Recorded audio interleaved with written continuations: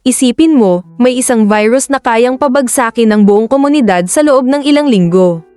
Sa umpisa, normal lang ang pakiramdam mo, pero pag lumala, halos wala ng lunas. Kaya, baka ikaw o pamilya mo ay nasa panganib ng hindi mo alam. Sa video na ito, malalaman mo kung ano ang Nipah virus, paano ito kumakalat, at pinakamahalaga, ang mga practical tips para makaiwas bago pa man lumala. At may isang tip na madalas hindi nababanggit na life-saving sa buong pamilya mo. Huwag kang aalis hanggang matapos ang video. Ano ang Nipah virus? Nakakakilabot pero totoo.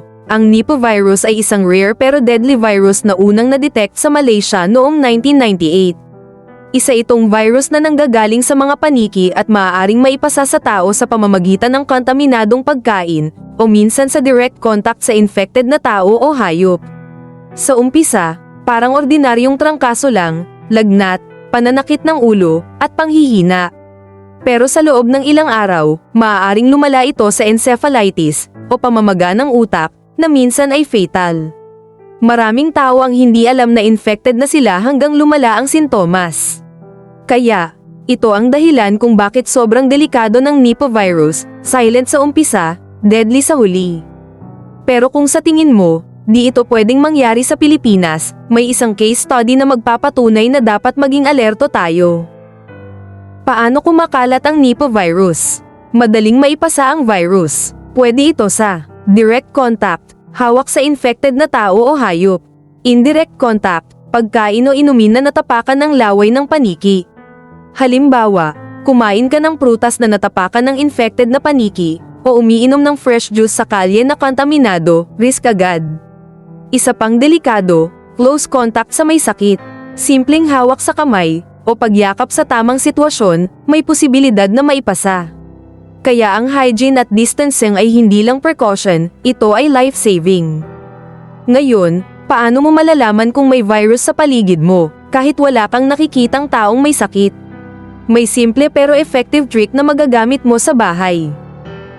Mga sintomas na dapat bantayan. Hindi lahat ng infected ay nagpapakita agad ng sintomas.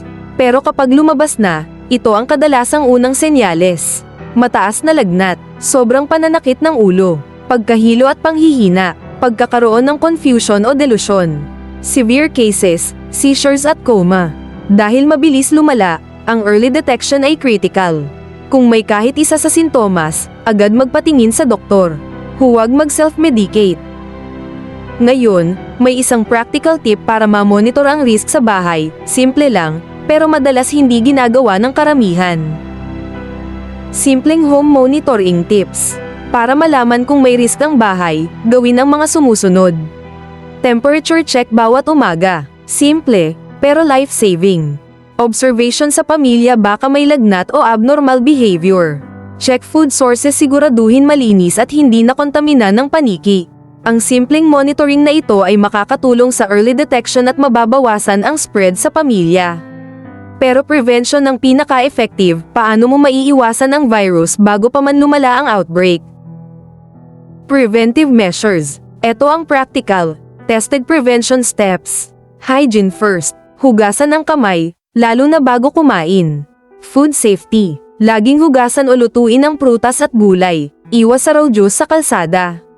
Avoid close contact sa sick people, lalo na sa community outbreaks. Sanitation sa bahay at paligid.